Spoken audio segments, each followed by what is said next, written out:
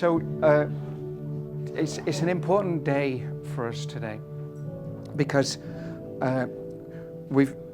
Michael has, as a trans medium, has brought through the books of the Joseph Communications. It's 6+2 books. And just to explain that, there are mediums and there are trans mediums. And Michael developed from one to the other. And a trans medium is where you leave your body. Come in, you're very welcome. You've got the front seat, we saved it for you. And a trans medium is different from mediumship.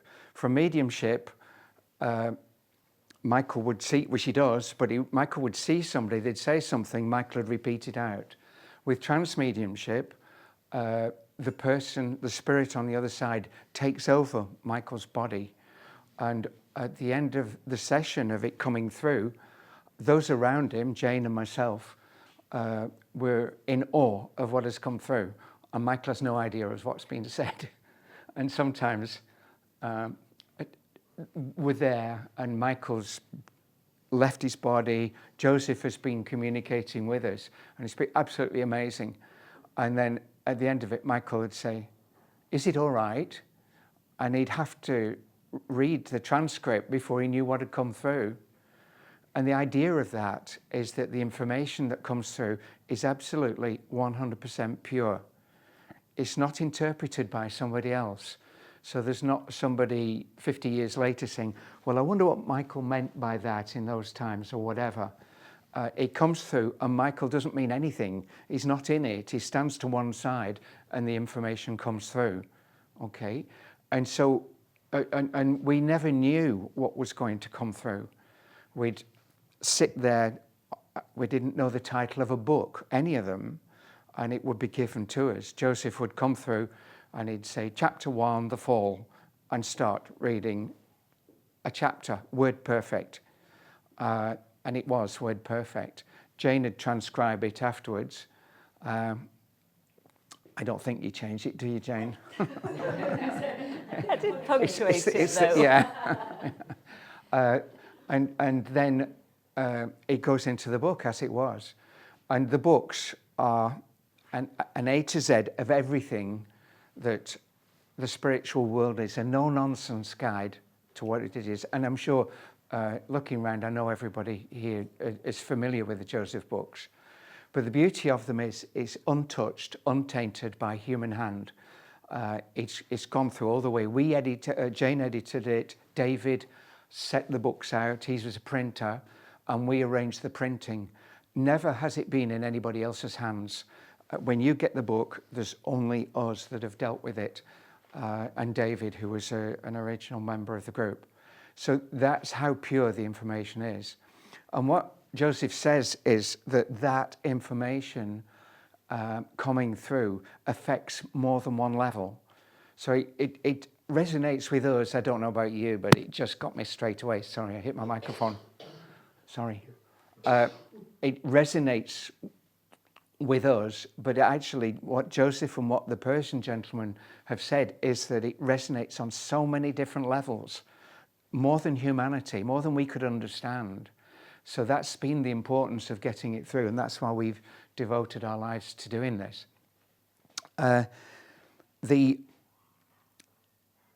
Our concepts in it which are new, and these concepts, one of them is the fall, and one of them is, I was going to say wolf at the door, is the field.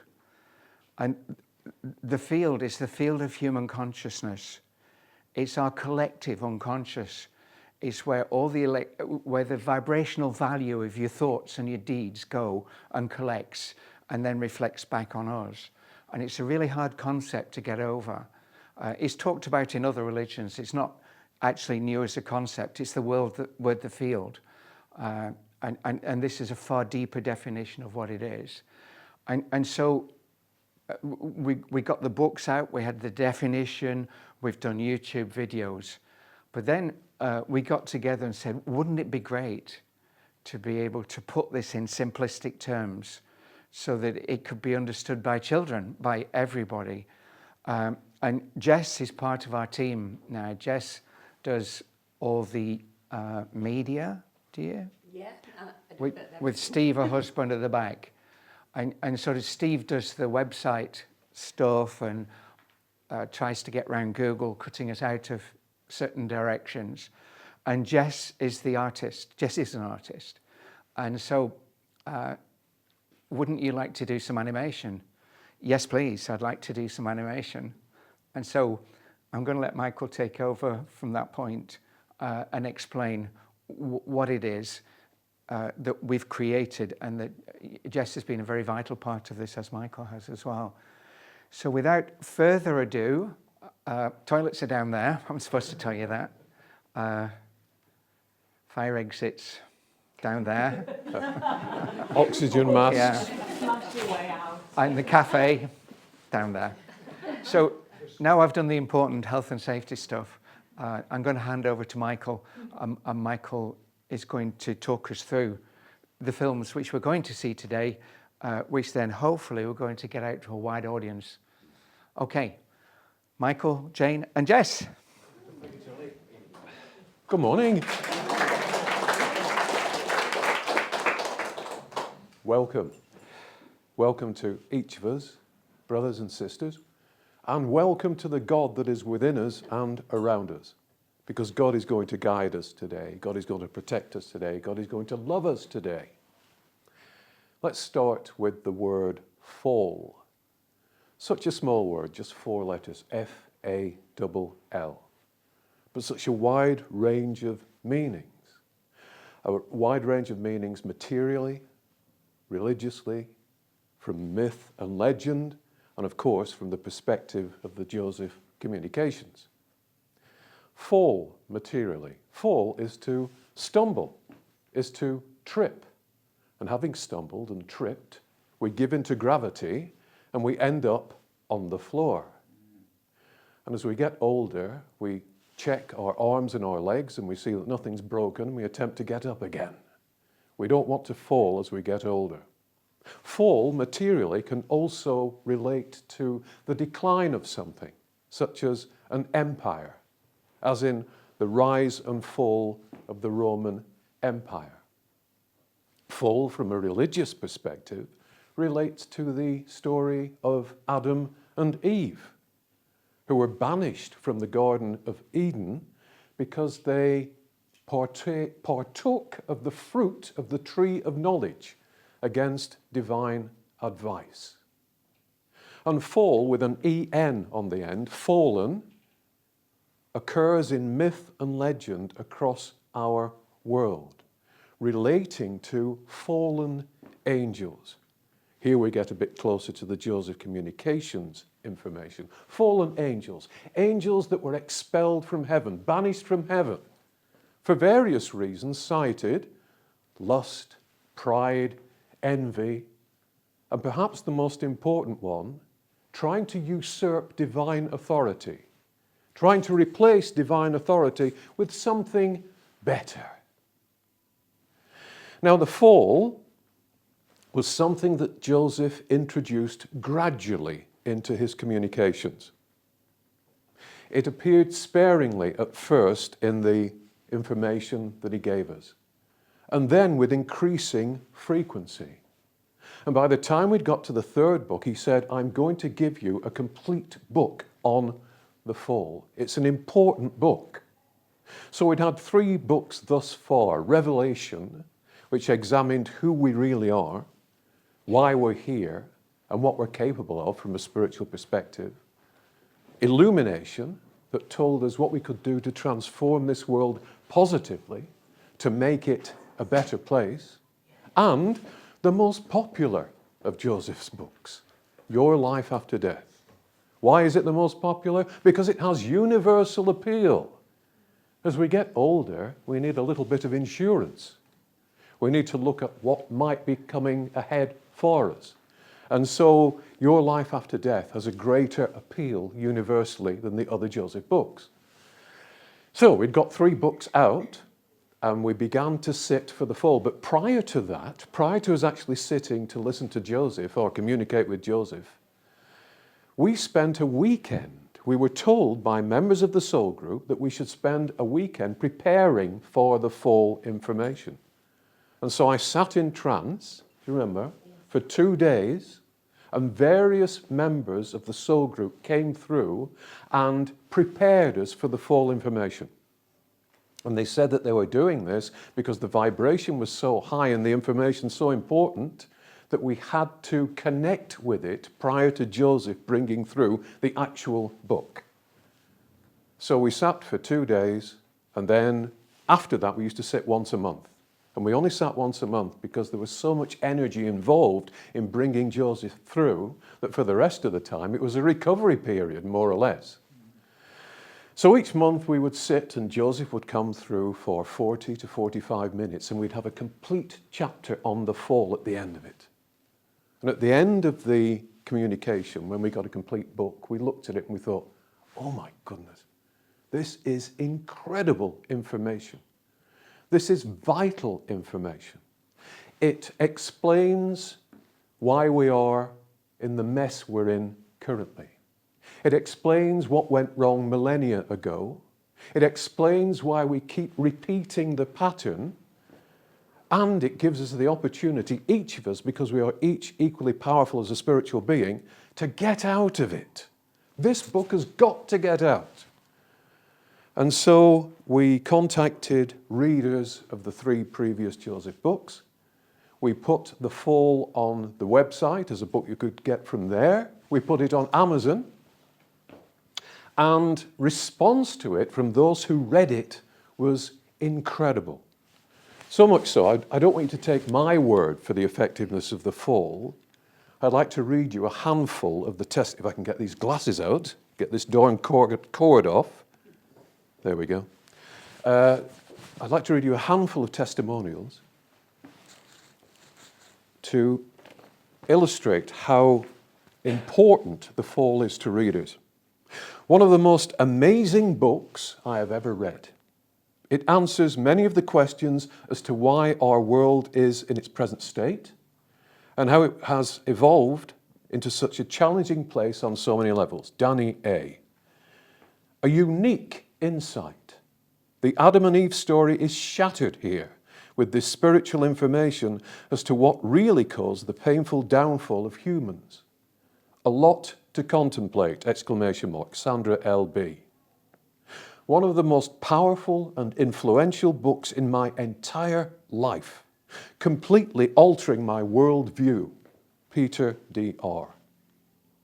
If you could read one book that explained why life on this planet is so difficult and why our collective consciousness is disconnected from spirit, wouldn't you read it? The truth isn't always easy to hear, but it is often the only way forward. Read and learn. You owe it to yourself! Dwayne V. Very special to have such an account of our predicament in the fall. And Joseph's provided lots of information on what to be/do to release us. Jean F.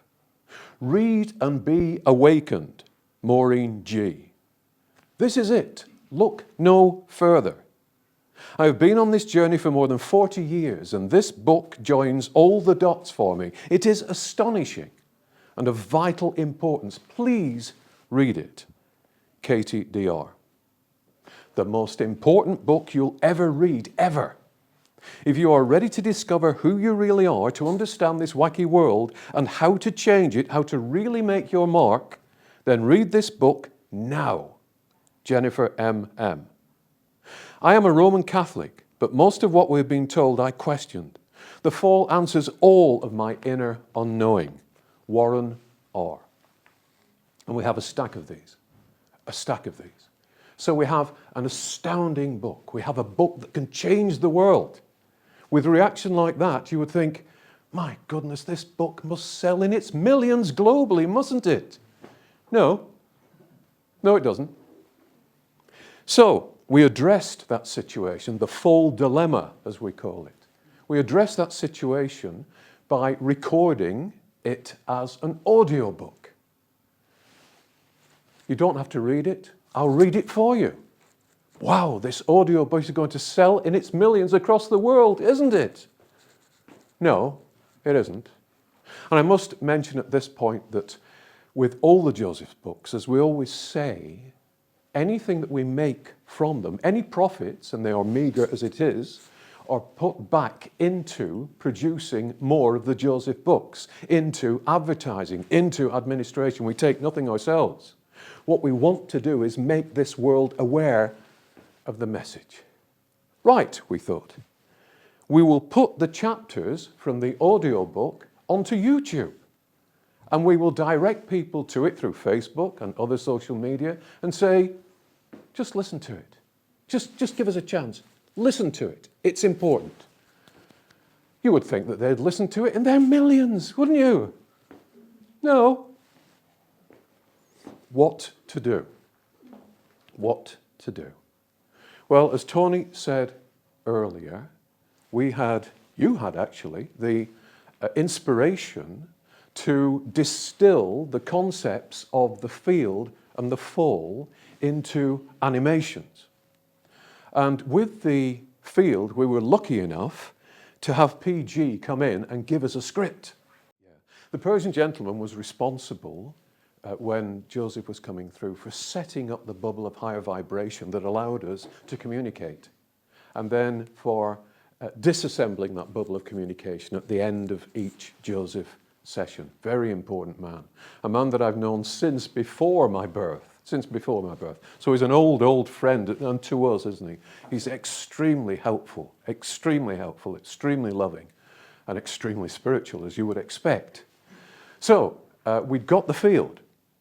What were we going to do about the fall? For some reason, we had a mental block, Tony and myself, and we thought, we'll produce a script. We'll do a further animation, single animation. We couldn't come up with a script. I wrote a test script and it wasn't good enough. We had various other ideas that we tried to work up into scripts and they weren't working. And we were getting quite despondent about this because every week or so we'd meet and nothing was happening.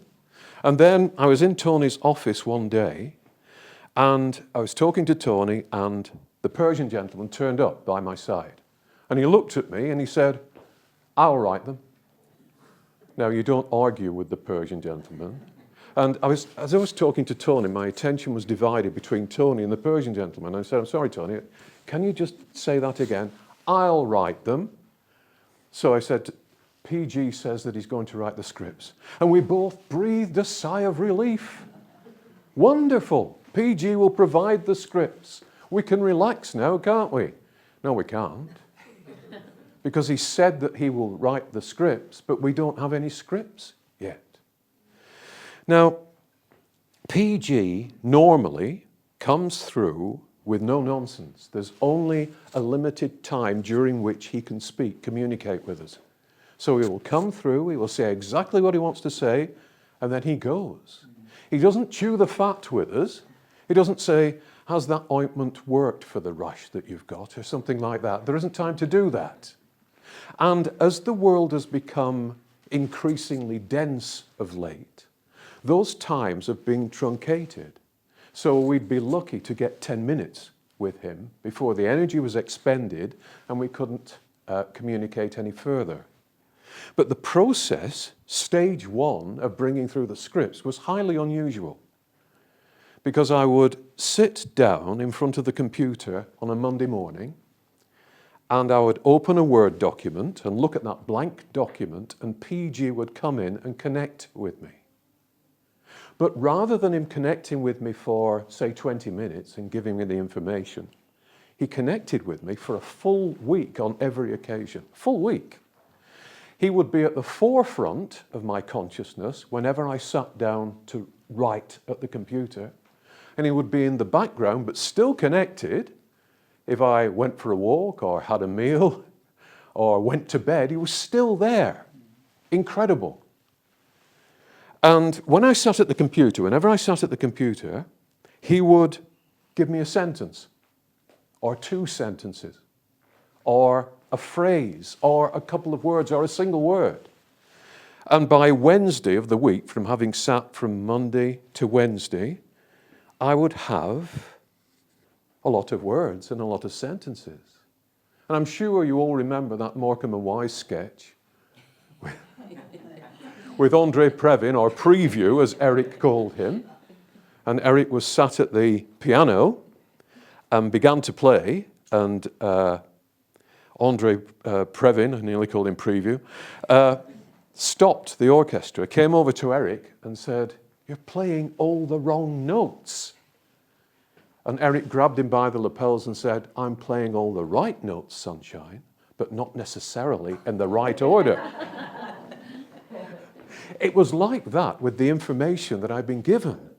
Because having got all the words and sentences, PG would say, "Take that sentence and put it there. Take that word and put it there. Move that to there. Move this to here." And so there followed a further 2 days of that week where I was rearranging the words that I'd been given according to what PG wanted. And by close of play on the Friday, PG would say, "That's it. You don't change that. That's the finished script."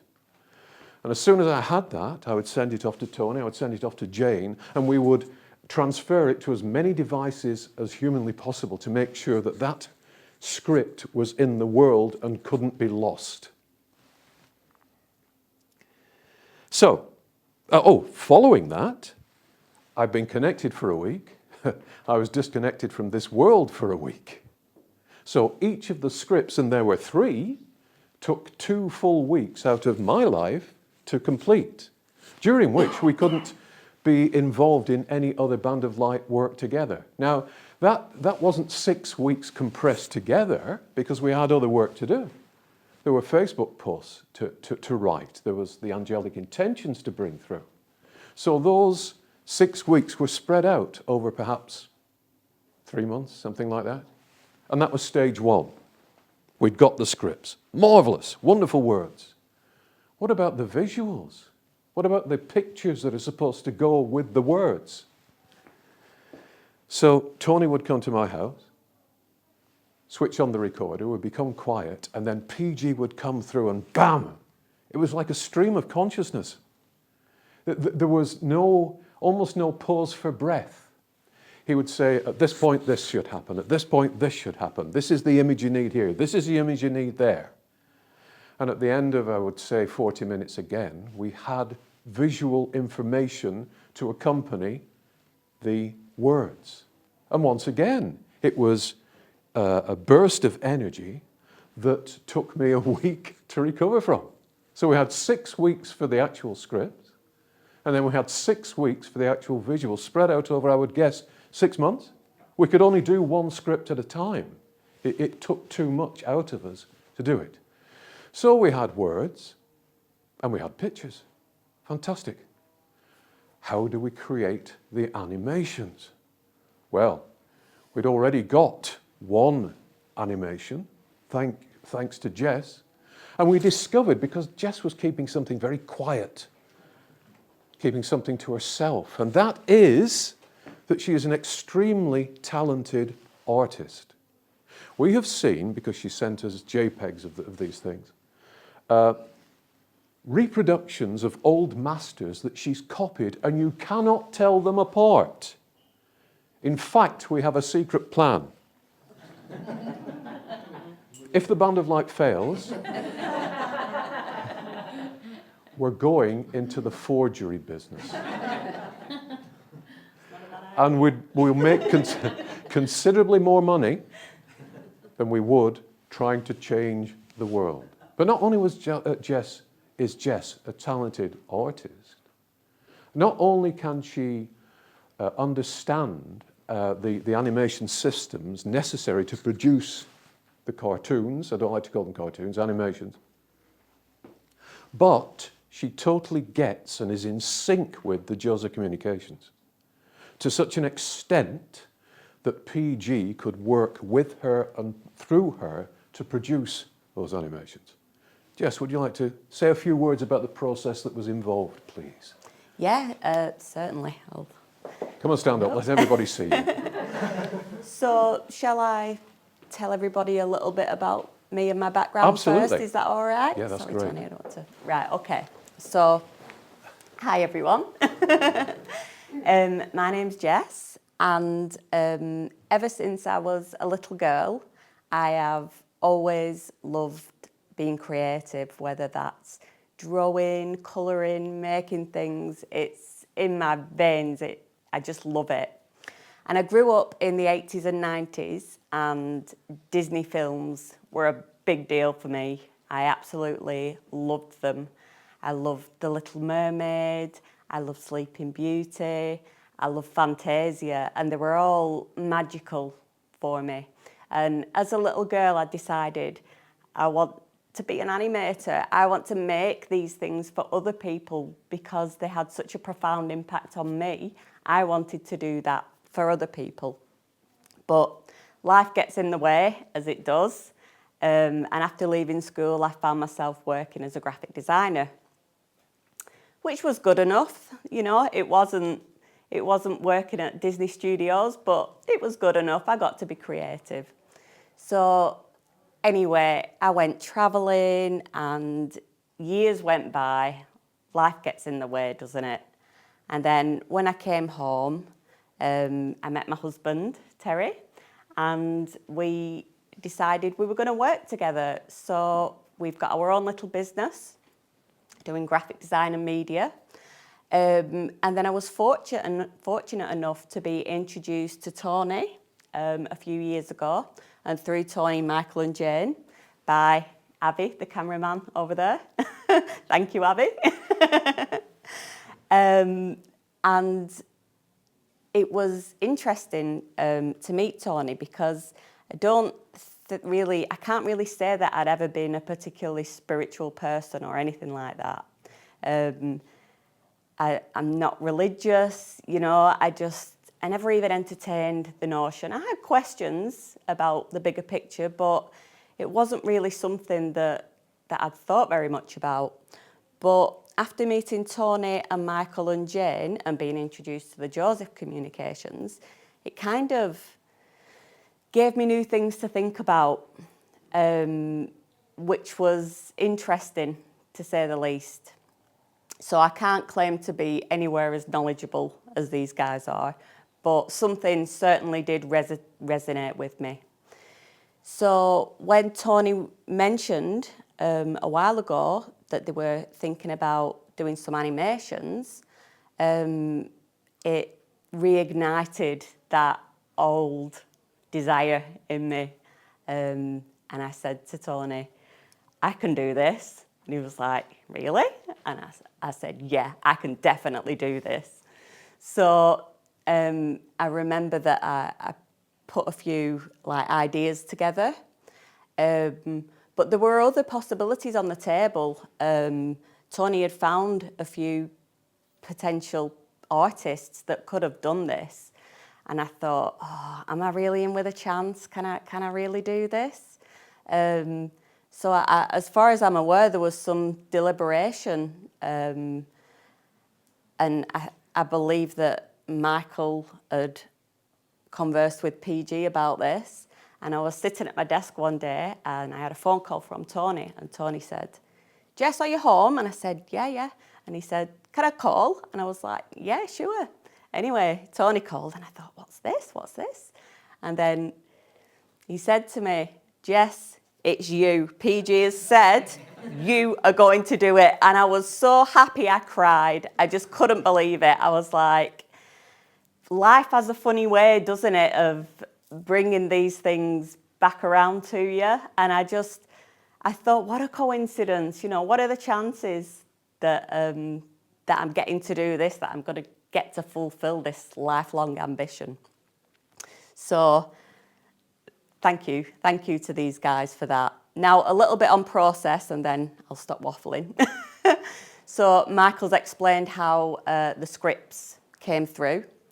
And when I was presented with these scripts, it was like a dream, because in my line of work, people usually have no idea what they do want, but lots of ideas on what they don't want. And that isn't always particularly helpful.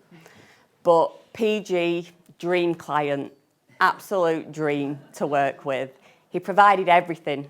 I had the script, I had the narrative, I had stage directions. There's no other way to put it, really. I had stage directions.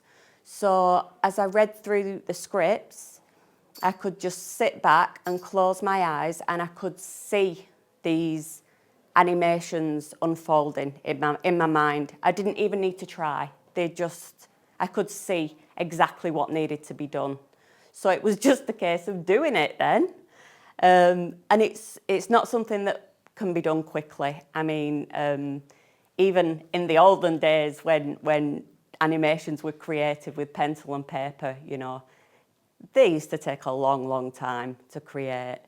But even with modern technology and the tools we've got now, it's still a time-consuming process. And it took me 12 months to create these 3 animated films. And like Michael said, it took 3 months for him to bring them through. So it has been a really, really long process. But I do think it's been worth every minute of the time and effort that's gone into it. Once I'd got these ideas flowing through my mind, I made some quick sketches to like storyboard these ideas out. But I did find that if ever I tried to deviate from what was on the script, or if ever I tried to bring something in that wasn't mentioned, I had like a feeling, no, that has to go, that's not right, keep it simple. And I felt like there was something pulling me back from deviating, because us creatives do have a tendency to do that sometimes, let our imaginations run away with us. It's called a spiritual smack round the head. Yeah, basically. So I got to work. It was characters first, and I mean, PG did not specify who these characters had to be, but I did feel that I wanted everyone to get a look in genders, age, ethnicity, because these are the story of humanity, and it's for everyone, not for any one individual. This is for everyone. So I tried to include as many varieties of people as possible. And then after I created our characters, we had the backdrops, we had the scenes, and the narration was then added, which was Michael's dulcet tones.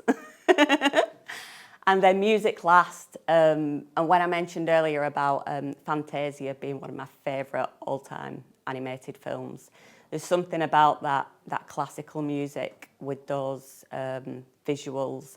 It stirs the soul, and it was really the icing on the cake, finding the perfect music to accompany the animations.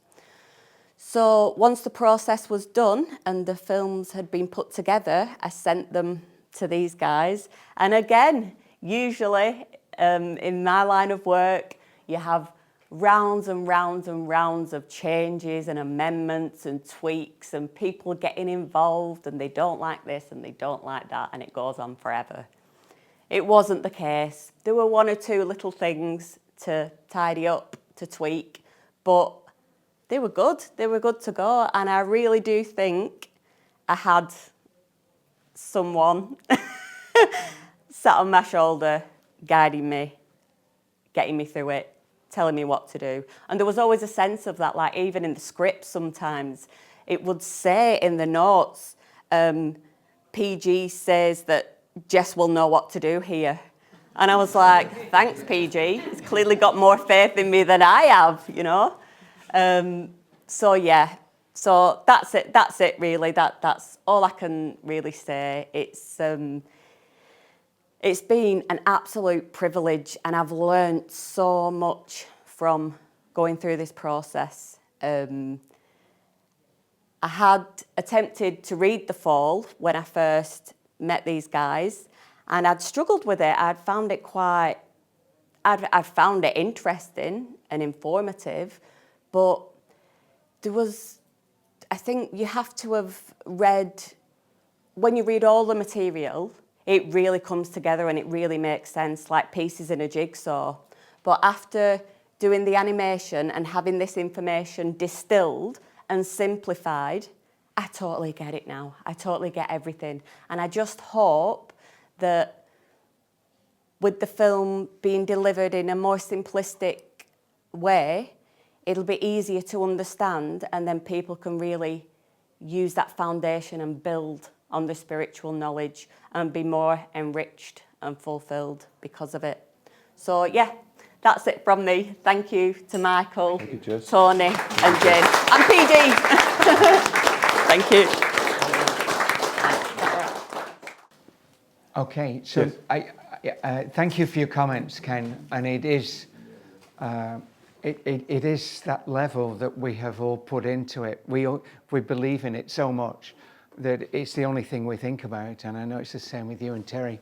And Avi, our cameraman, who I didn't mention earlier, he's way part of the inner team, and it's his genius that gets all the shots. But it's passion, it's your 100% passion on all of us to get it out there. And also we keep getting reassured of the level of work that we are doing as a group in the World Meditation Alliance. You know, that is the work. The books are how it all happens.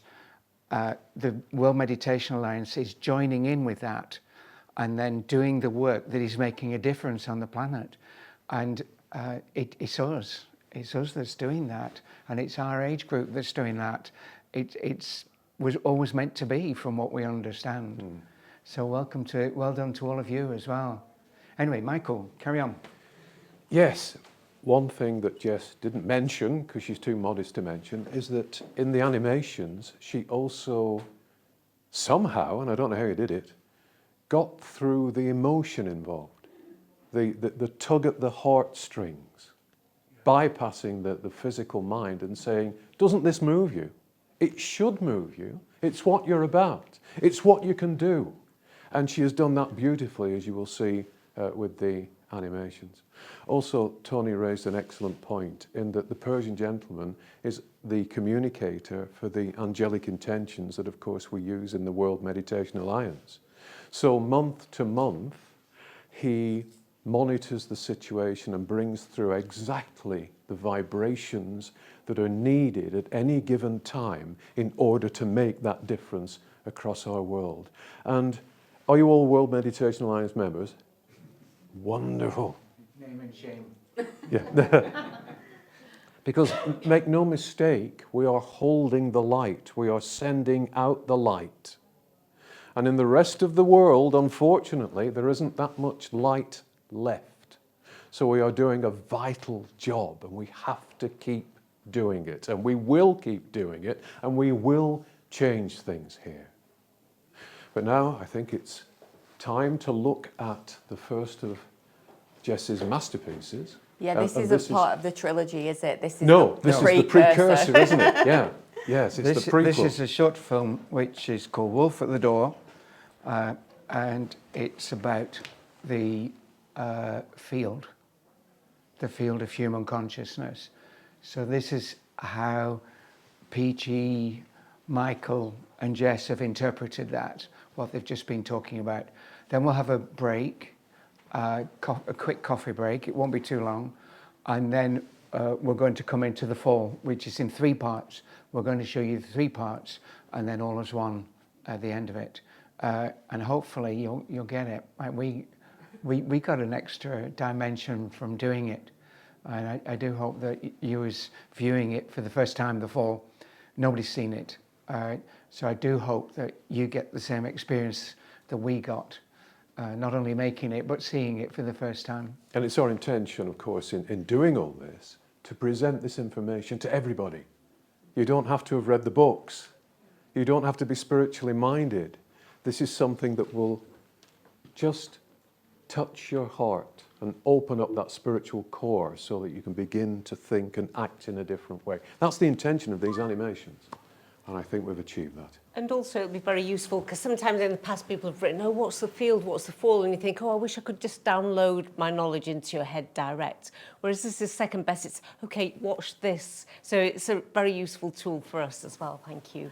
Wolf at the Door, the story of the field, as told by the Persian gentleman. A long, long time ago, a family of angels set out on their very happy home in search of new experiences. And they settled somewhere new, somewhere where they also felt they would be happy. The grass was a lush, vibrant green, the trees fruit-laden, the streams crystal clear. Let's call their new home the field. And life in the field was bliss for the angel settlers, absolute bliss for a long, long time. Until one day, everything changed. The story of how and why is for another time. Sufficient to say that from that day onwards, they began to fear the wolf. What if a wolf should break into our field, into our homes? One of the angels wondered. Yes, wouldn't that be terrible? Another angel said. Perhaps we should bolt our doors from now on. A third angel, feeling nervous and fearful, felt this was a very sensible suggestion, as did another, and many more. Until soon there dawned a day when every single member of the angel family feared the wolf so much that none of them dared venture out. And sure enough, as if in response to their wild imaginings, a wolf did appear, and they became even more afraid. And the more their fear took hold, the bigger and more powerful the wolf became. In their every waking moment, they feared it might devour them. It haunted their dreams every night. It prowled their every thought.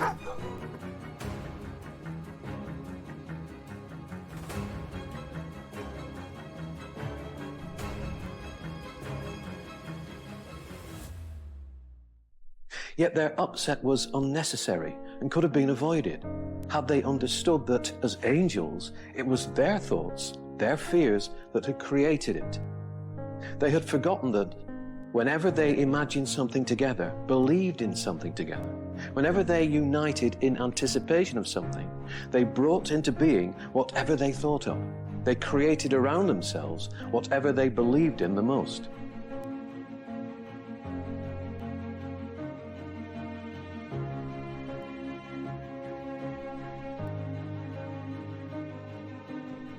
And so their once beautiful home became a hell for them, a place of sorrow and of dread, stoked by a wolf they had imagined into being, dominated by a wolf they had conjured up, terrorized by a threat they believed in and gave form to via their thoughts and beliefs.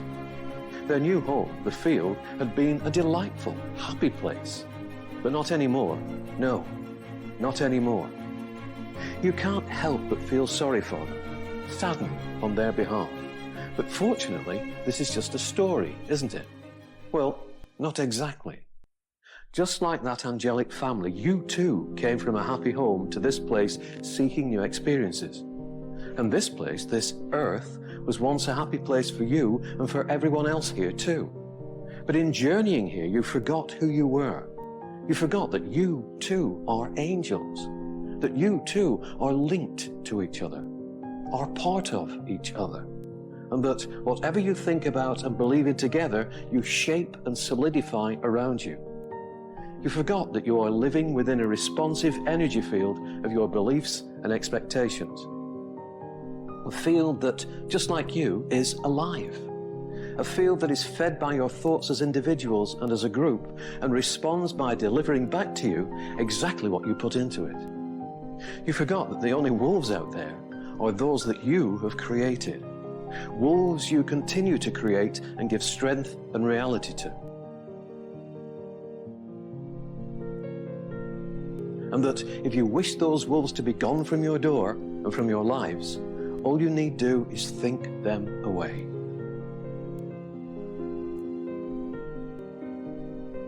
All you need do is think, imagine, in a different way.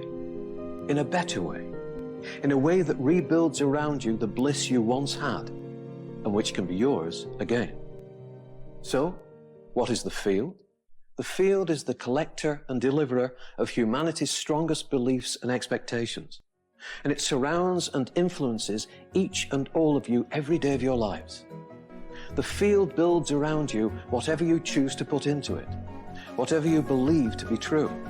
And at the moment, so many believe it to be the deliverer only of bad things, only of negative things.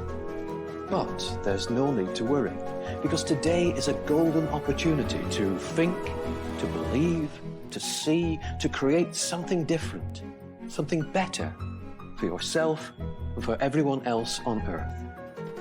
All it takes to transform your world from a negative place into a positive place is for you to change your viewpoint, dear angel, to dream a different dream. Because to fill this world with love, harmony, and happiness, you simply need to change the field's mind. And doing that is simply a matter of changing yours.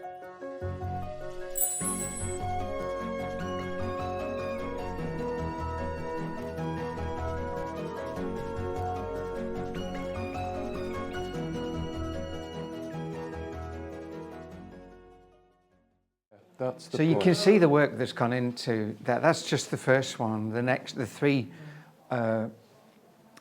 Jess started off brilliantly, but the next three, she even excels her own brilliance. I was finding my feet with that one. So we're going to have a quick break. There's some coffee, tea out there, but not long, because Michael's got more to tell you to get through the three parts of the fall, and then questions and answers. The questions and answers, are they on the films or are they on anything? On anything, but hopefully on the full topic. It will be nice to examine that. I've got to say, Tony, before we break, doesn't it make you want to say to the people that are causing such damage in our world at the moment, stop. What are you doing? You're an angel. What are you doing? Stop manipulating people. Stop controlling people. Stop lusting for power. Stop fighting. Stop harming. You're an angel. You are part of God. What are you thinking of?